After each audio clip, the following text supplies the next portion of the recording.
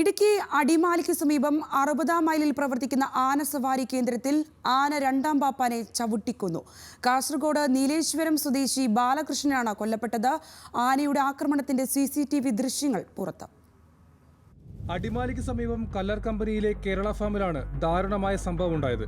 Kerala farm spice കേന്ദ്രത്തിലെ ആന സവാരി കേന്ദ്രത്തിലാണ് രണ്ടാം പാപ്പാനെ ആന ആക്രമിച്ച് കൊലപ്പെടുത്തിയത്.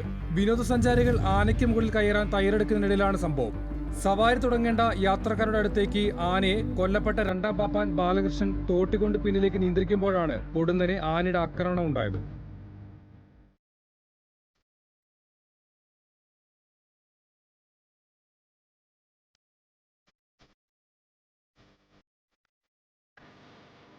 രണ്ടാം പാപ്പാനെ ആന നിലത്തിട്ട് പലതവണ ചവിട്ടി തുമ്പുകയിൽ തൂക്കിയെറിയാൻ ശ്രമിച്ചു. വിനോദസഞ്ചാരികളുടെ ബഹളം കേട്ട് ഒന്നാം പാപ്പാൻ ഓടിയെത്തിയെങ്കിലും ആന ഒന്നാം പാപ്പാനെതിരെ തിരിഞ്ഞു. മണിക്കൂറുകൾക്ക് ശേഷമാണ് ആനയെ ശാന്തനാക്കാനായത്. കൊല്ലപ്പെട്ട രണ്ടാം പാപ്പാൻ ആനയെ അധികമായി ചട്ടം പഠിപ്പിക്കാൻ ശ്രമിച്ചതാണ് പ്രകോപനത്തിന് ഇടയാക്കിയതെന്നാണ് സൂചന.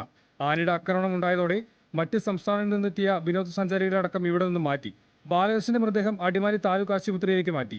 അനുമതിയില്ലാതെയാണ് അപകടമുണ്ടായ ആനസവാരി കേന്ദ്രം പ്രവർത്തിച്ചിരുന്നതെന്നാണ് ഉദ്യോഗസ്ഥരുടെ കണ്ടെത്തൽ. ആനസവാരി കേന്ദ്രങ്ങളിൽ വർഷങ്ങൾക്ക് ശേഷമാണ് ആനയുടെ ആക്രമണം ഉണ്ടാകുന്നത്.